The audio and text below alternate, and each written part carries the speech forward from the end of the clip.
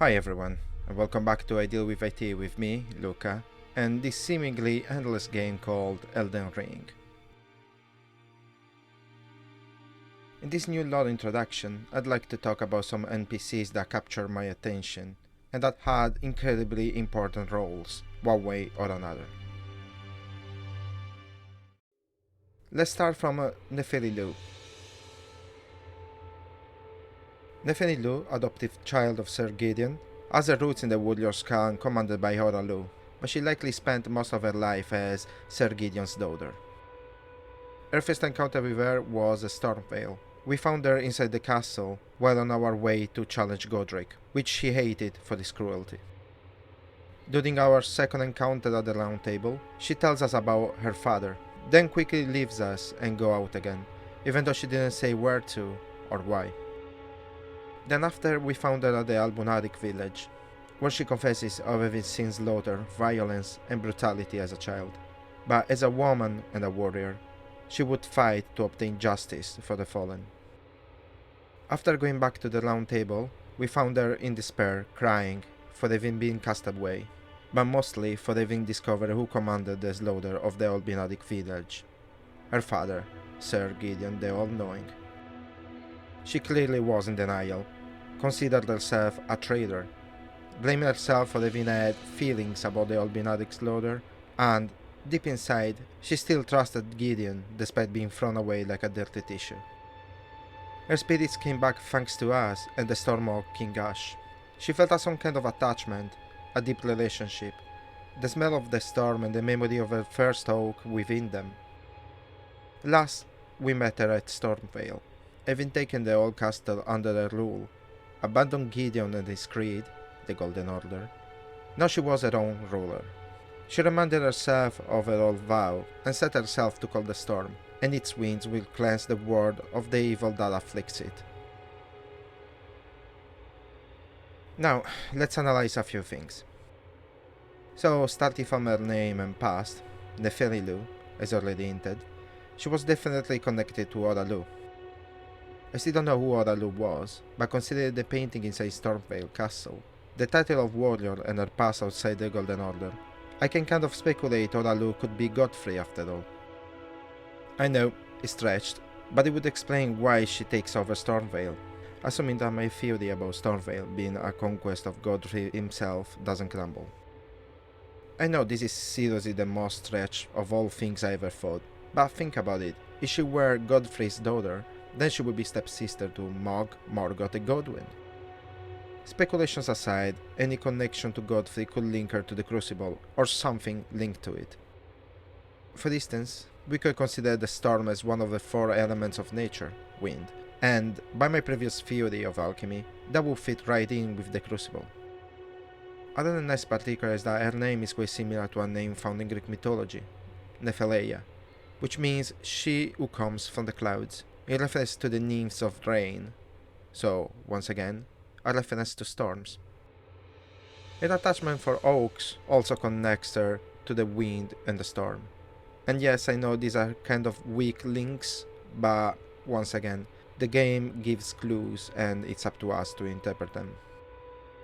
Now about the relationship with Gideon. Nephilim going back to the old ways is a liberation to her, but she would have not been able if Gideon did not deem her useless.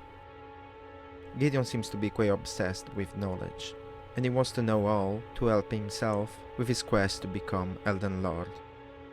He does not lift a finger, he'd rather send his people to do the heavy lifting, and that's why Neferi was in the Storm Castle to begin with. Gideon needed Godric's rune to have the right to be Elden Lord, and he sent Neferi to take it, by convincing her that, once Elden Lord, it would give justice to the weak. So, when Neferi faced Gideon about the Albunaric village slaughter, she basically shown her own doubts about Gideon himself, and since Gideon's way works only if his people trust him completely, Neferi immediately became a liability to him. Her adoption was just a political move, and Neferi was only a pawn to him. Gideon made a leash of her love for him, and her feelings of guilt and betrayal are just the aftermath of this, what remains of a daughter betrayed by her own father. So her going back to her roots is nothing but liberation, the turning of a new page, her own resolve focused towards her idea of good, justice, and love. Just one last thing I noticed about her attire. She wears the hero preset armor, which confirms her past as a warrior and sets the relationship with Horalu. But if you look at the pauldron, there's a bunch of red hair hanging from it. I initially thought of a connection with Radagon, but it didn't fit too well. After all, the hero class description says that this hero is king from the Badlands, a land outside the lands between. But there's something more that is red and can be linked to the past of Nephili. Again, the Crucible. We know from the Orlovis Greatsword description that the energies of the Crucible are linked to red gold, a former gold that predates the golden gold of the Golden Order. So could that be proof of the heroes, Nephili and Horalu relationship with the Crucible? Or is that a reminder of their creed to hang to when the fight gets hard? Or does it represent the blood of the enemies fallen under the axe of the warriors? So many characters have this red hair particular, so many, that I think there must be a deeper meaning. Well, if some of you wants to tell me, just write it in the comments, because I really don't know what to do of that. Now, I would like to talk a bit about Mog. Mog is yet another child of Marika and Godfrey. Twin of Morgoth, I'm assuming since they both omens.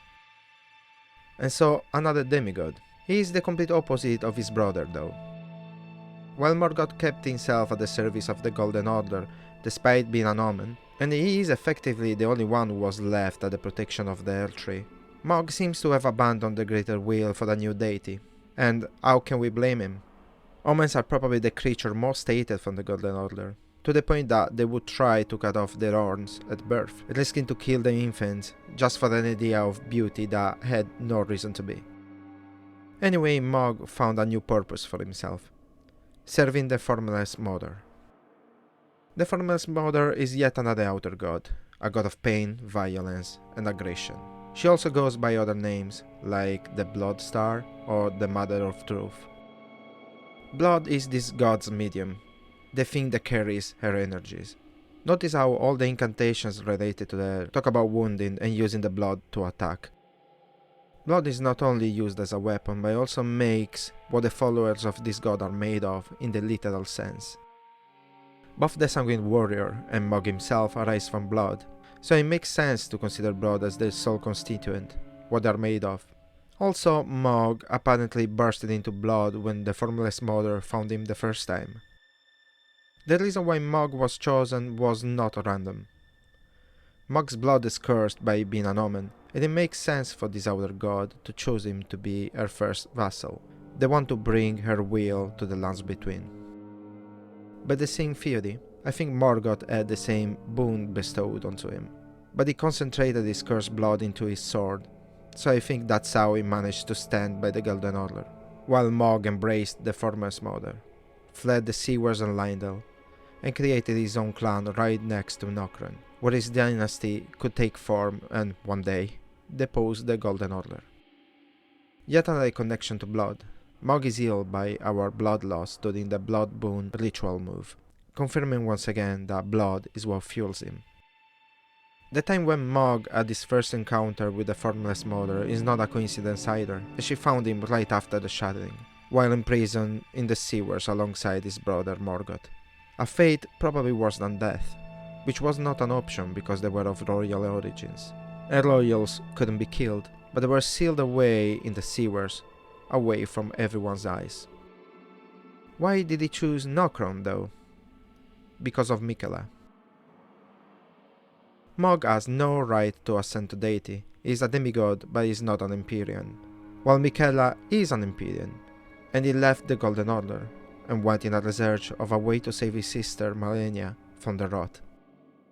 He ended up by creating his own tree, the Alec tree, in the Consecrated snowfields, and that it was when Mog took him away and used the teleport just a few steps away to take him to his new palace, Mogwyn Palace.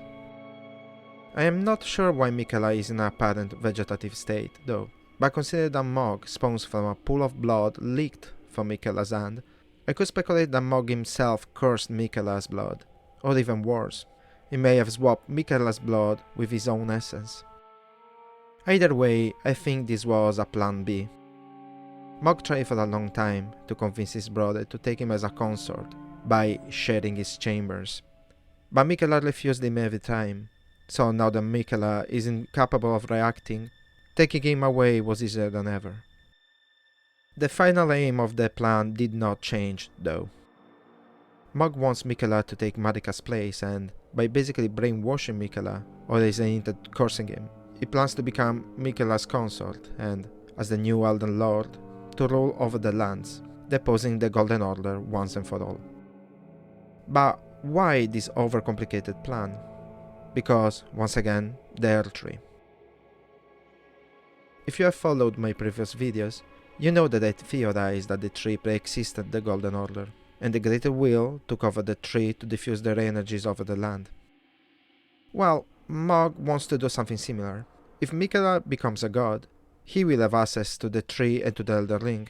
Then, by using Michaela's body as a vessel for the energies of the Formless Mother, he can achieve total spread of these energies over the lands between, effectively wiping the Golden Order energies from the tree and the lands between themselves.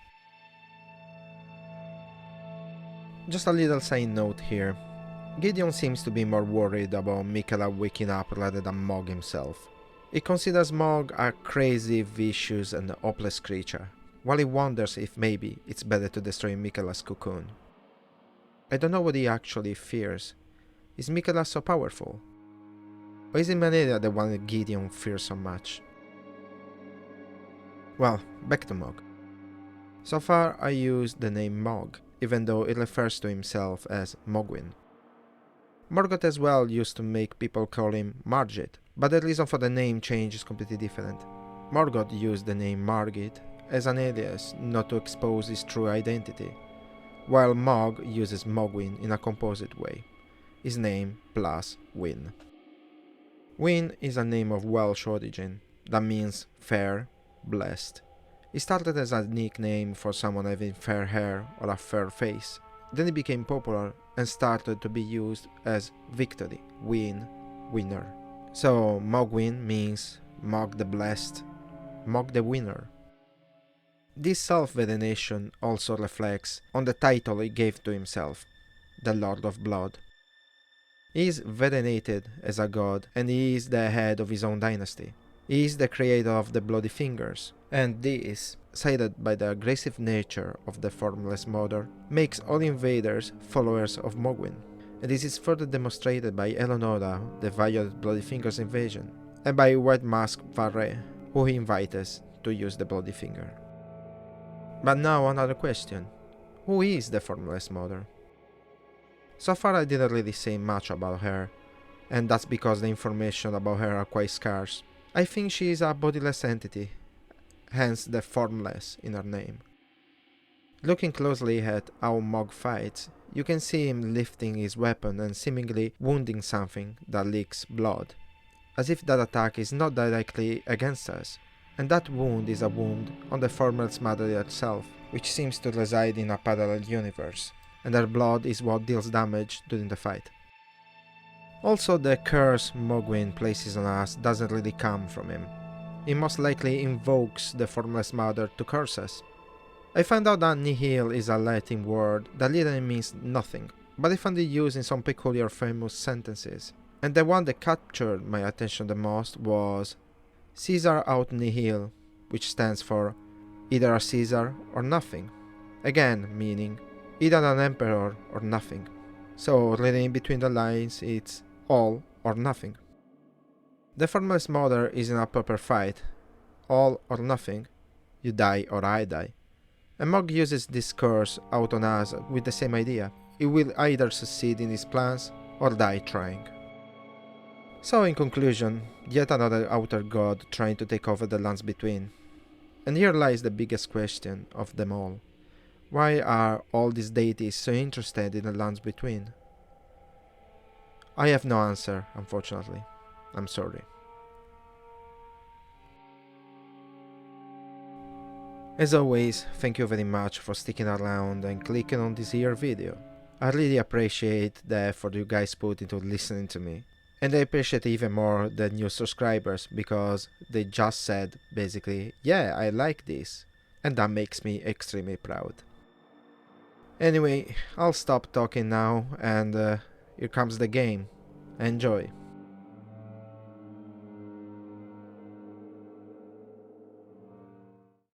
Oh yeah, everyone, and welcome back to I Deal with IT with me and Elden Ring.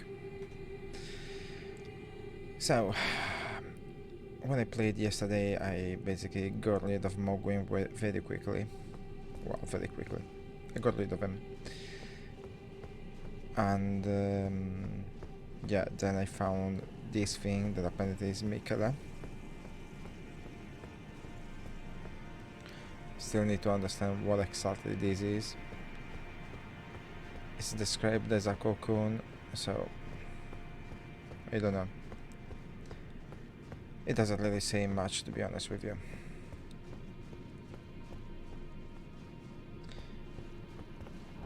But yeah, well, I'm gonna do a little bit of a description of what happened here and what I think about it in our presentation soon.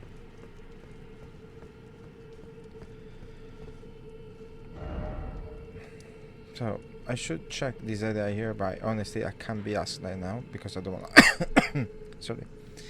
sorry, I don't wanna deal with those serpent things.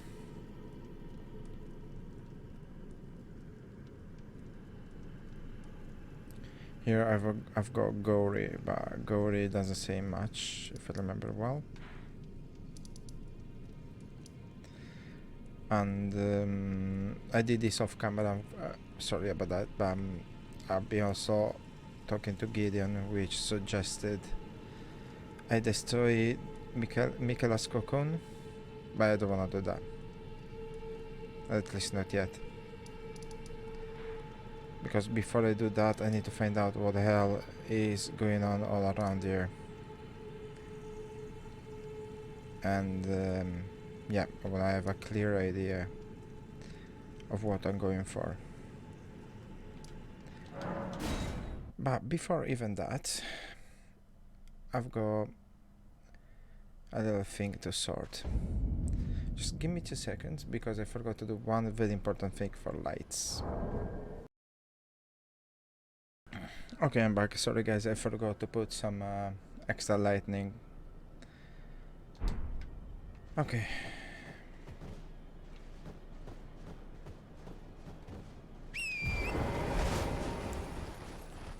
Let's do this. So apparently there are 2 of them.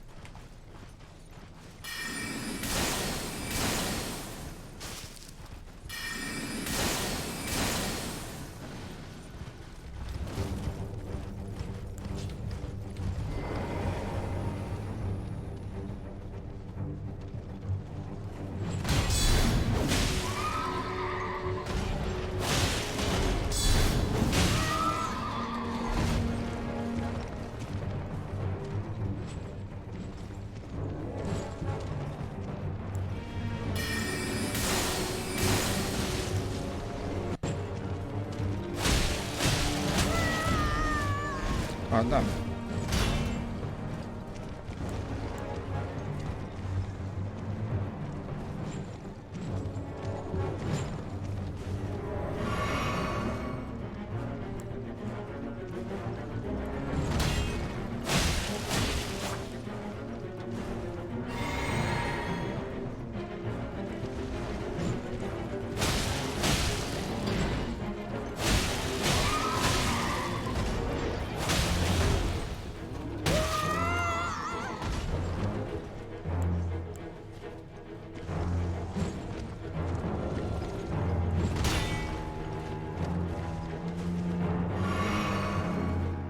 Come on.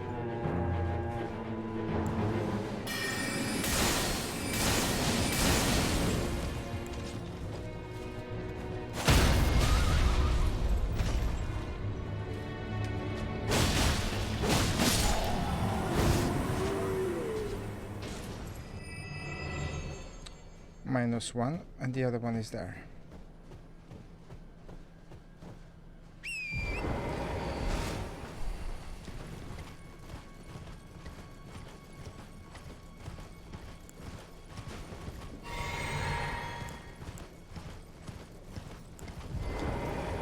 Why?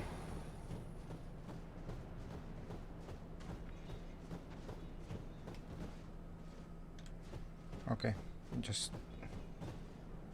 Why am I getting invaded now? God. It's down there, it's not even... okay, never mind.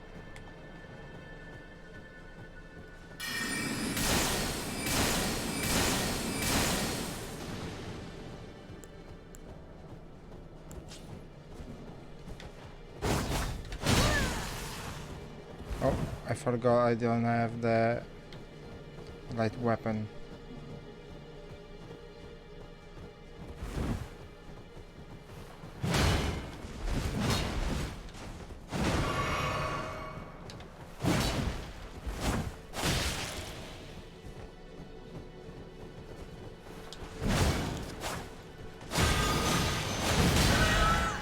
Oh, that hurt.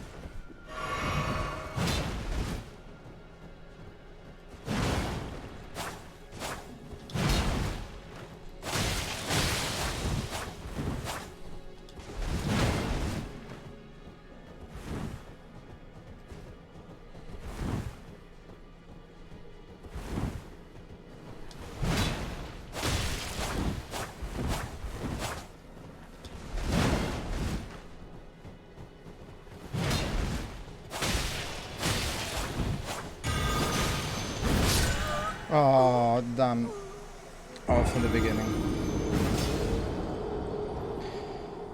I wasn't expecting to get invaded right then. I mean, it's not very fair.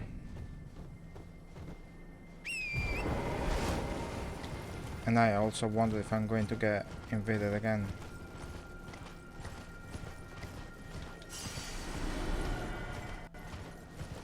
Unless this invasion happens only at night. No.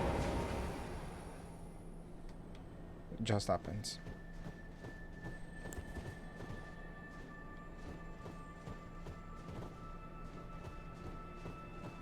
Come on, Anastasia.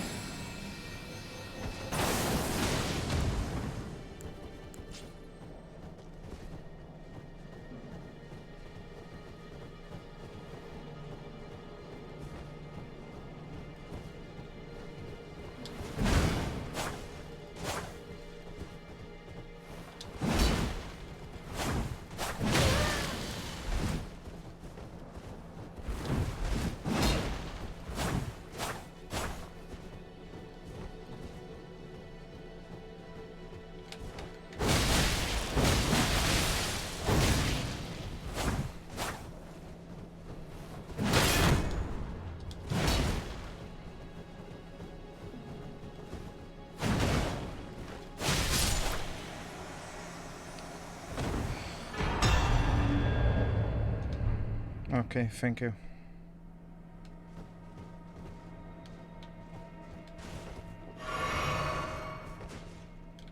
I won't take the fact that I would have rather not find you right away, but...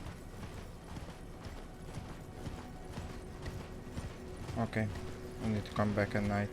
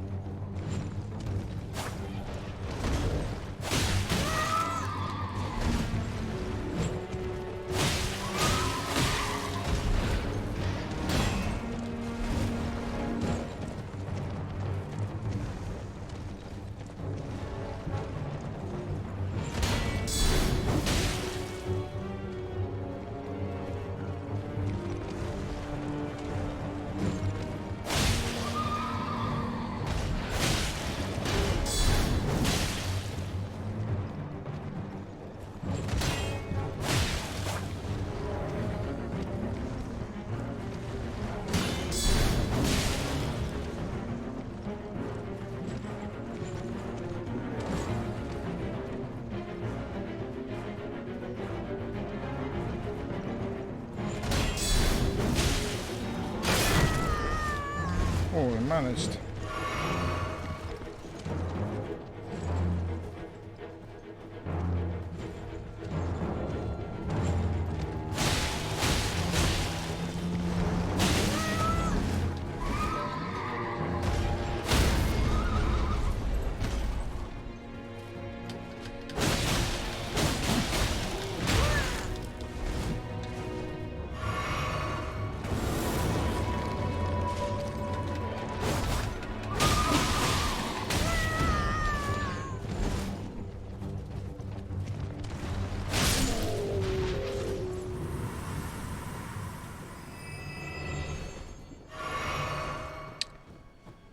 Nearly done me in, huh?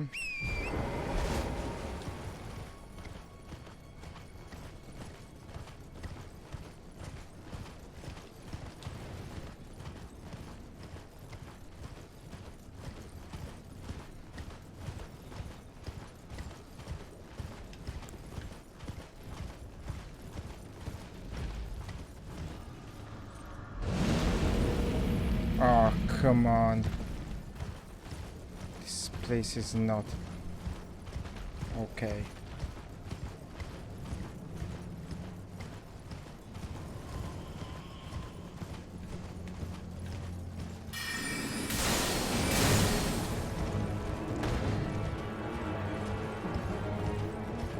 Come follow me here. Come on.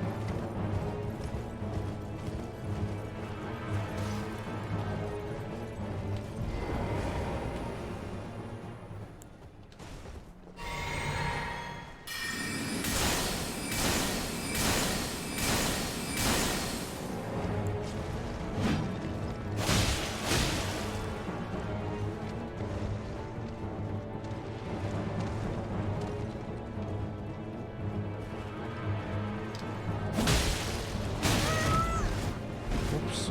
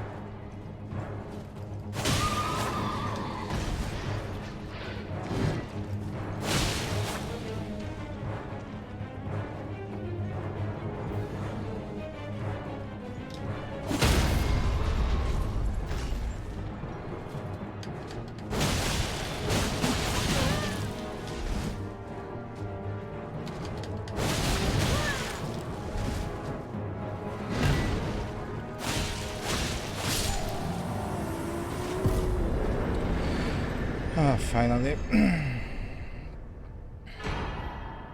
Oh, nice.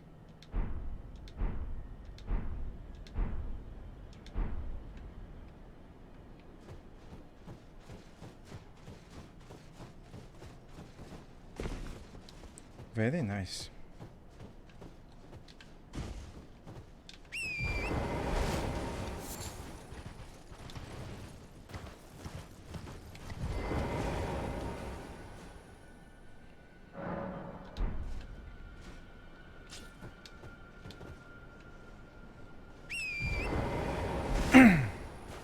No, allegedly I should do the Dragonkin.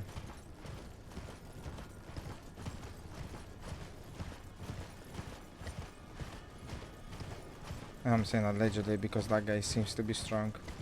Quite strong.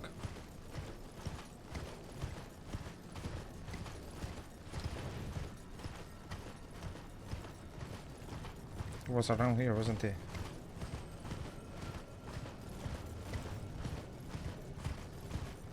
Or does it come out randomly?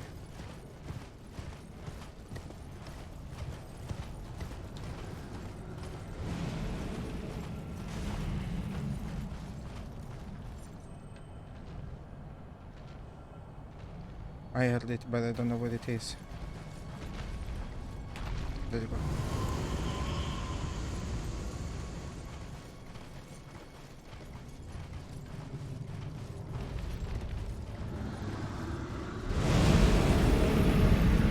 It's two of them.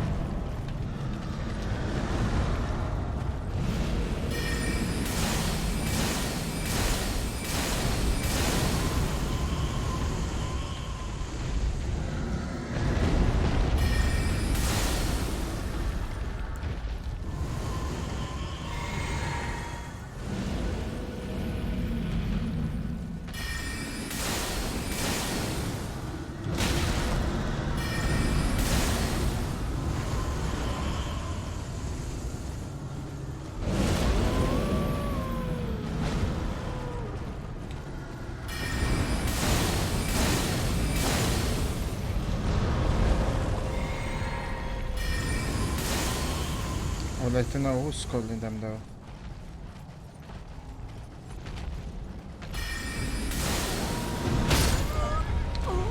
I jumped.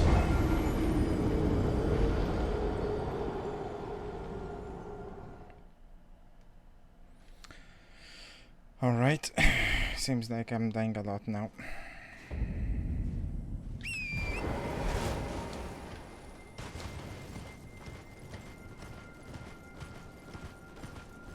Now I'm asking myself, are they gonna come out every time?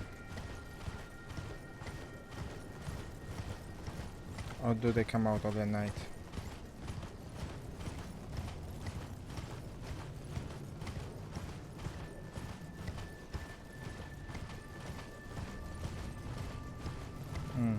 No, I'm reading it.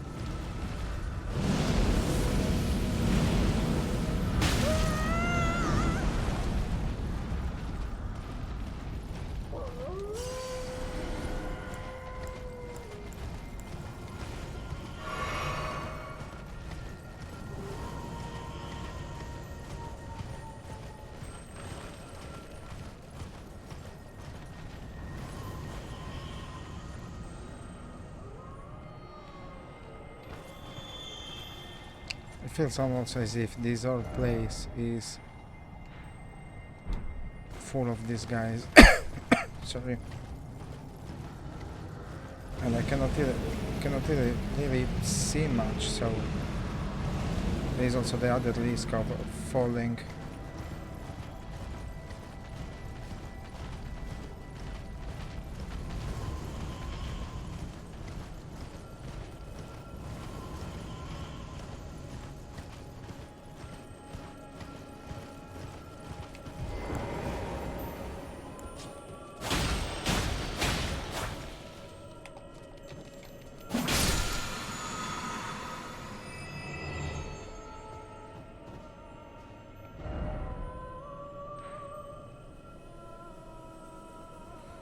This area is gonna be a pain to check.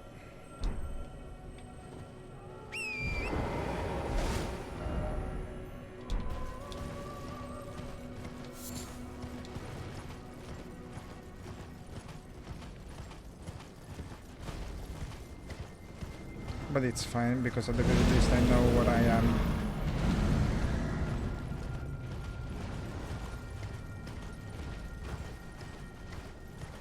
And these guys keep on coming out here as well.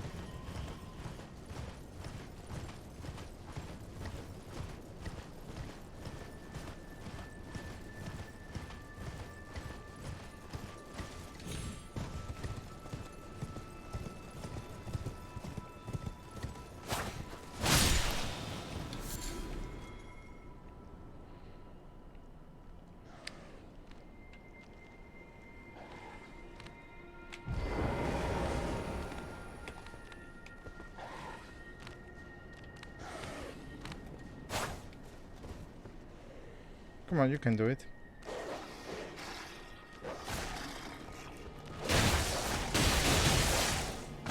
What the hell is wrong with you? Oh, that... Okay, something must be wrong with me today.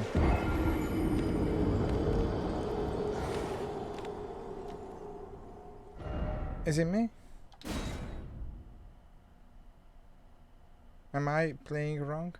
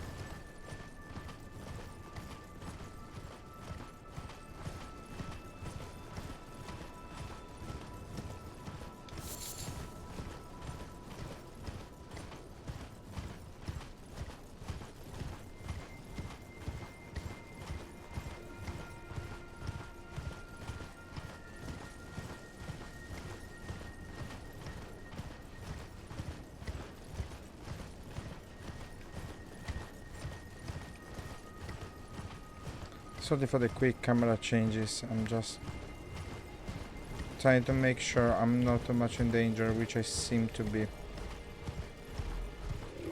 Oh yeah. Run, buddy. Run now.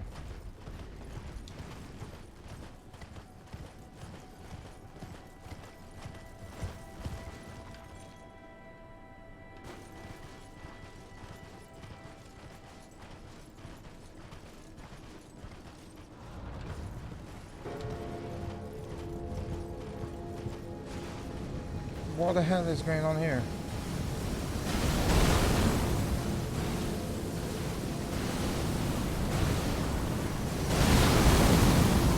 Whoa. I'm not sure I want to do this.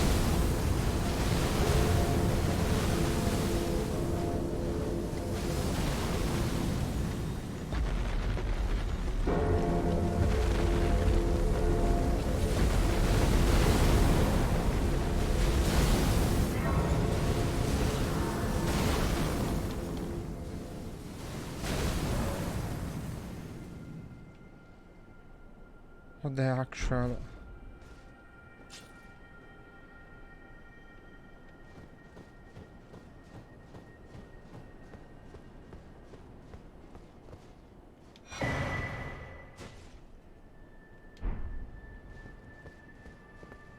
What's this?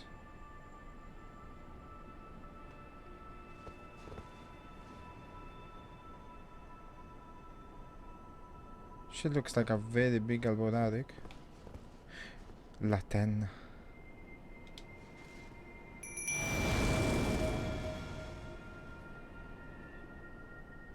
O young yet towering sister of ours, let the birthing droplet in and create life for us, for all the albinorics.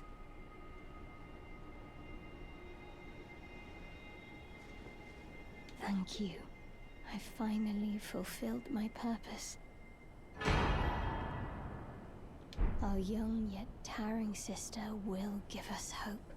Now that nothing is left unfinished, I will join you in battle to the bitter end.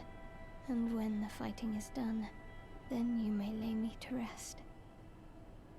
Beside Lobo, my dear wolf.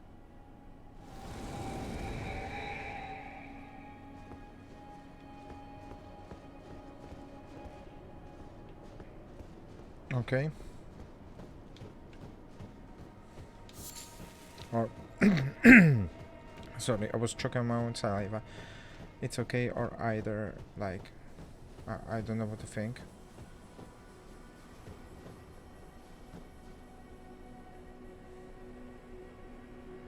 All I know is that this thing is kind of a danger.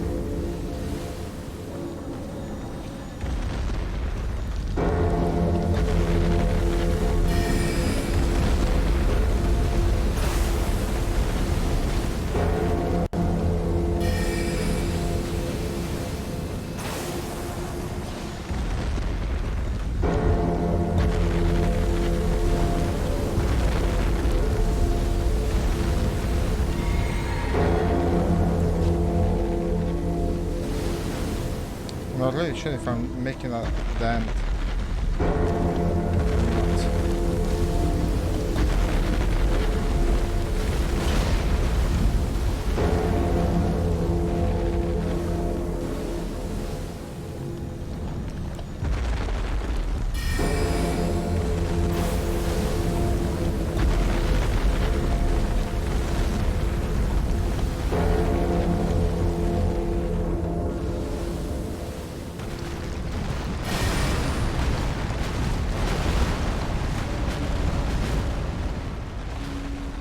Okay, apparently I was doing right.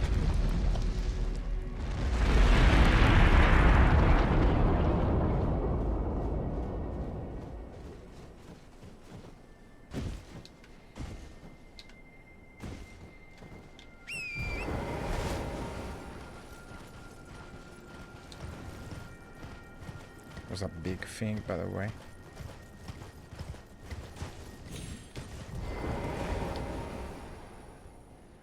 I'm guessing it's gonna be the same thing again.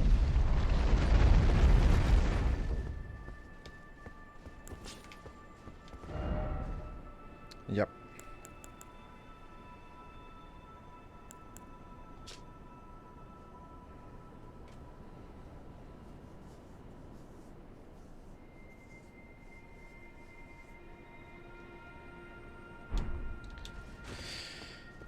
Not funny, Mogwin, not funny.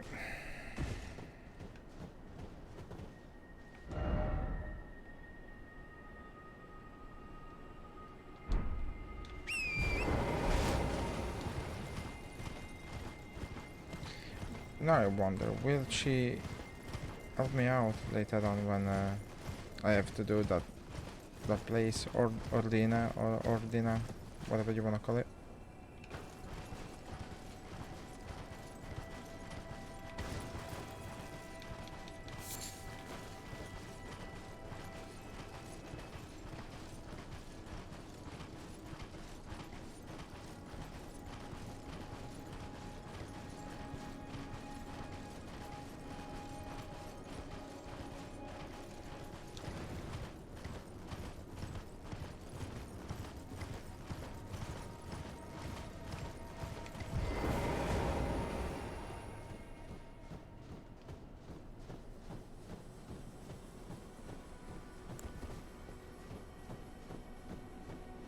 Just asking because in all fairness, I would refuse some help with that.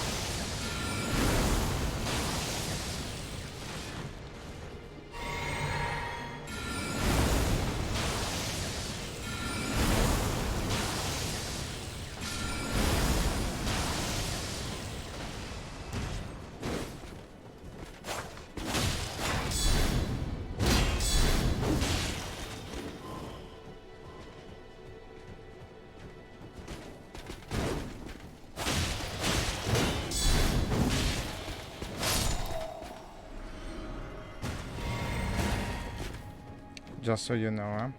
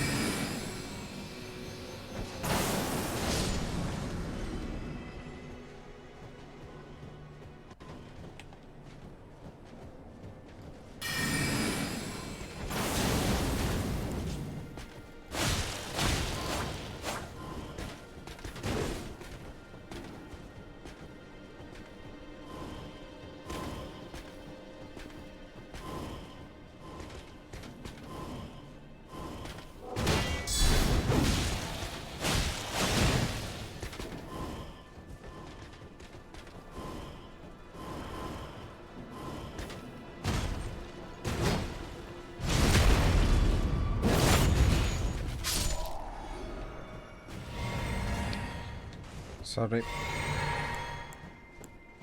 Got very much used to that. Guys did it to me so many times, now I can see it coming from afar.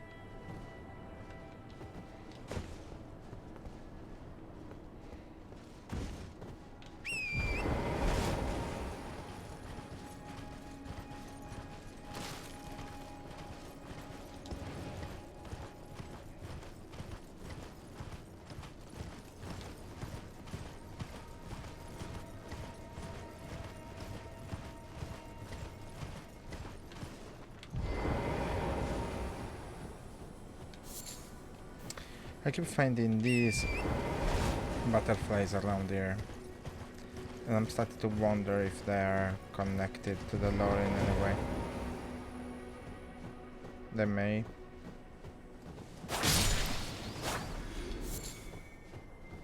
I mean, as much as they may not.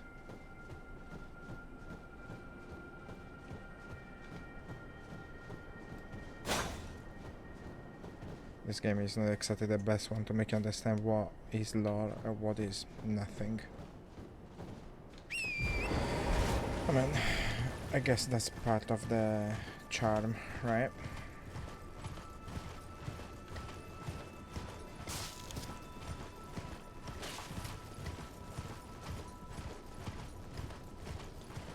One more thing that I noticed here, or to better say that I did not notice, is the skulls that give you runes. Didn't see any around here.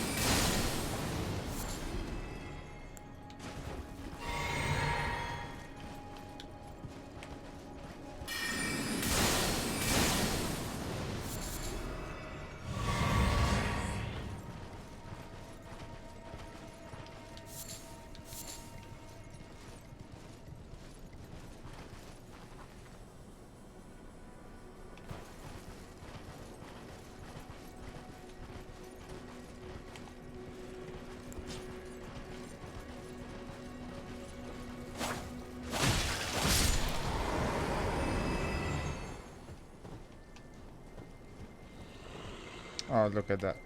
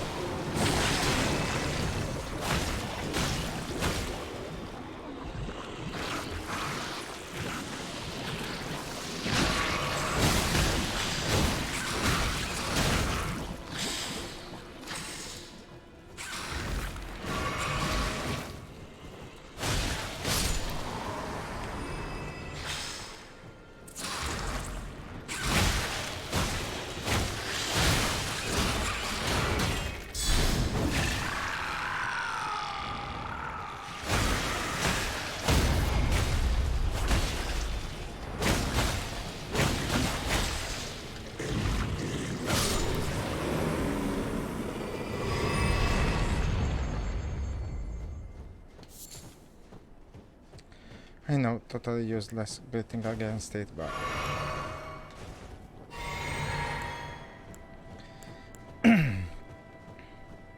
I don't know, I'm more thinking about what if it's got something for me.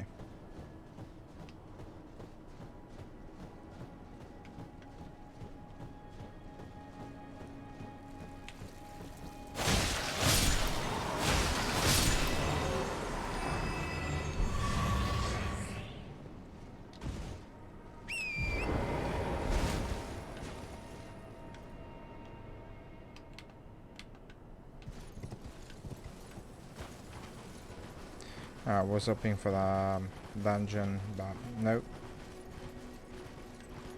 No dungeon here. Unfortunately for me.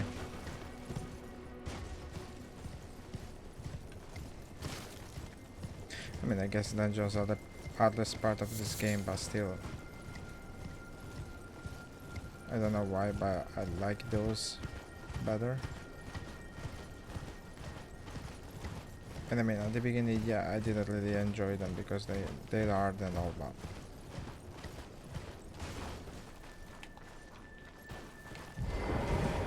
Who are you? Do you talk in any way? She's an albinatic, but she's a ghost?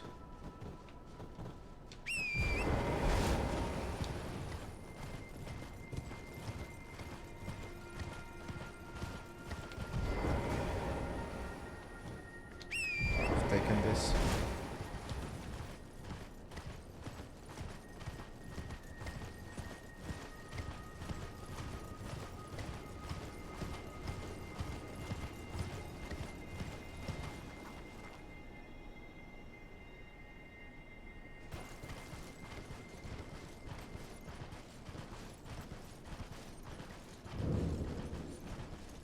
So we're back here.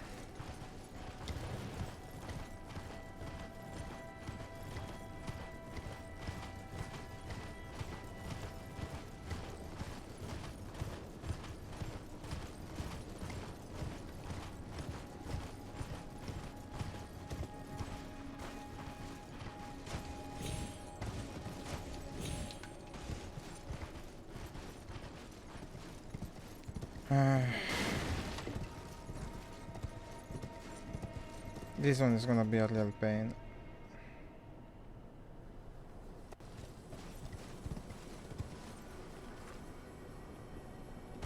Even because if I understand this right, it's gonna...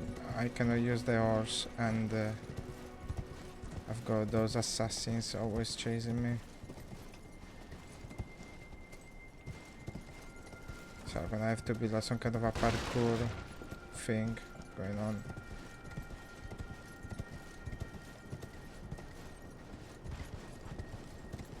Because for distance, the only way to come up these stairs is from here, up this roof is from here. Then I don't really know if I can kind of... Wait a sec.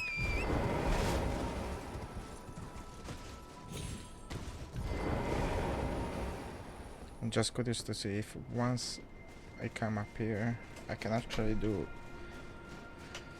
some parkour around. Because if I can do that... So yeah, I come up here, I do this. I'm gonna have some trouble because I think these girls are gonna wake up when I try this. When I say wake up, I mean to say they're gonna get some aggro.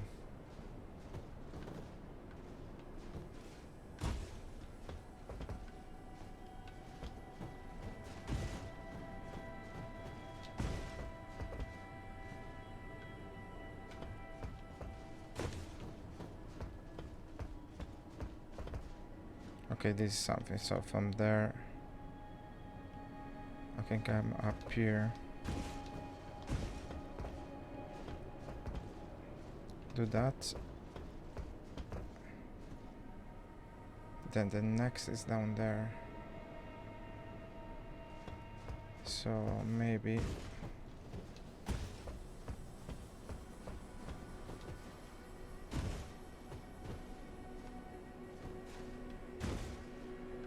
I won't reach.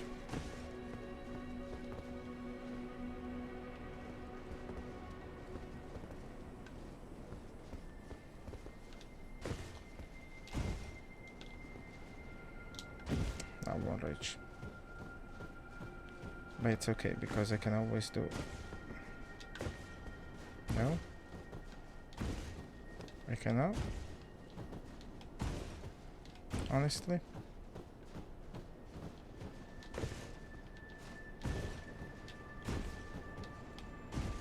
Oh my god.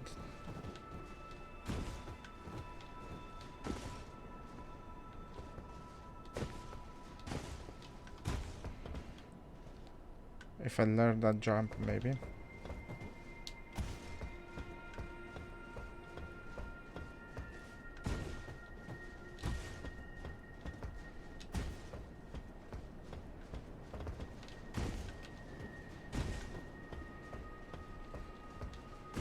So yeah, I could do this.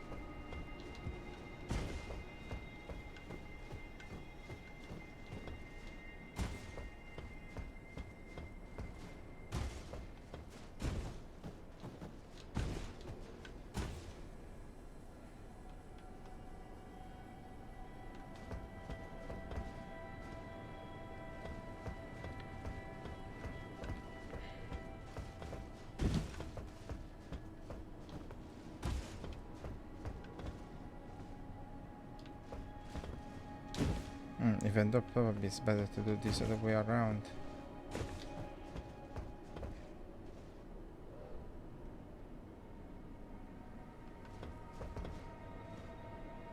Yeah, because I think I can jump straight onto here from there.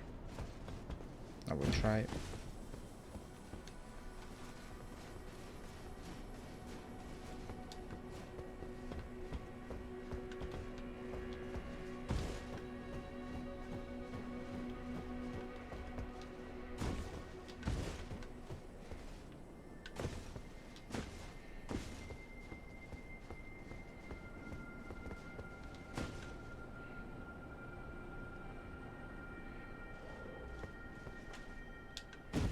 Nope.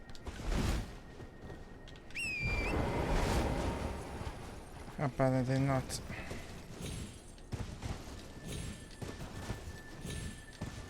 Come on. My god, Torrent.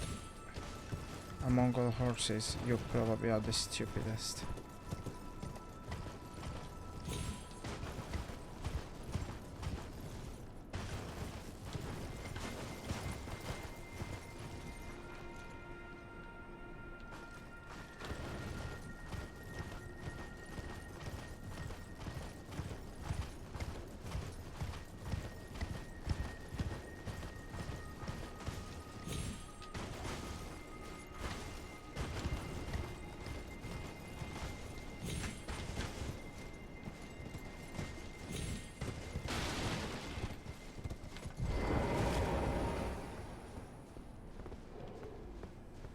So if not from here, maybe from here, yeah.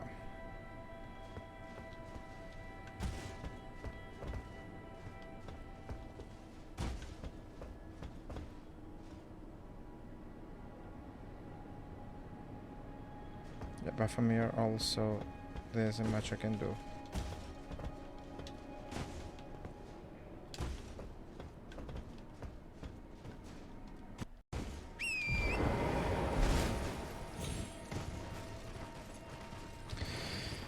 Yeah, this is gonna take some studying. Maybe because I have different entry points, like I can try this as an entry point.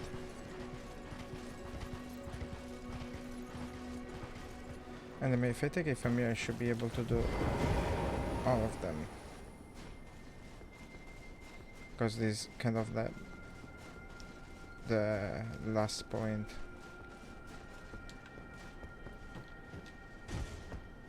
Or the first, depending how you wanna see it, but yeah. Go there, I do that. Come down here. Making quite sure I don't fall.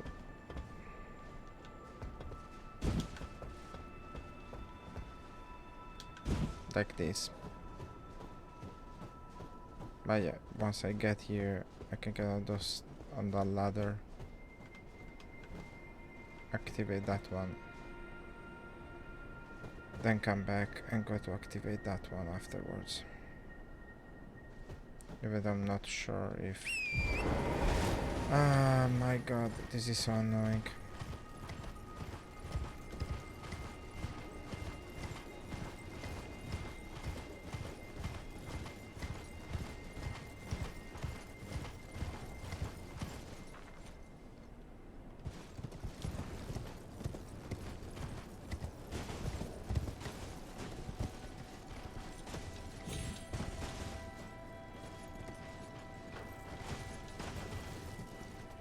I know, you see. Cannot do it that way.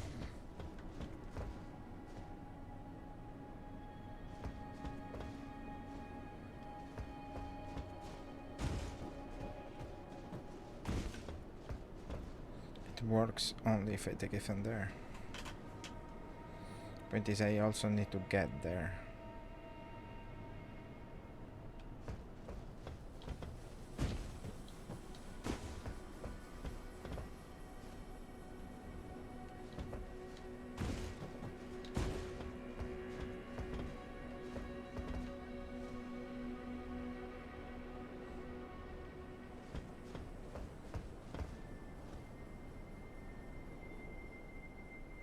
It seems like the only way to get to this is to get on that roof anyways.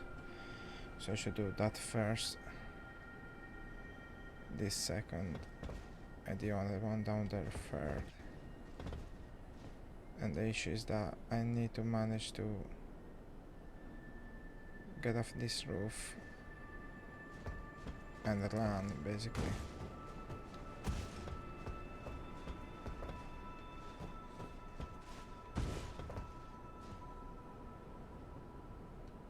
Because for as much as it is possible to do this, which it fails most times.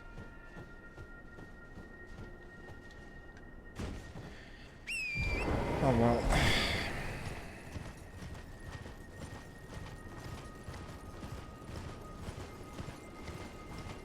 I'm gonna call it a day for now. And I'm gonna carry on from tomorrow, maybe, if I got the time. I hope I will. So yeah, this is not the end. I think. Otherwise, bye. And thank you for subscribing. Really, thank you. Bye, folks.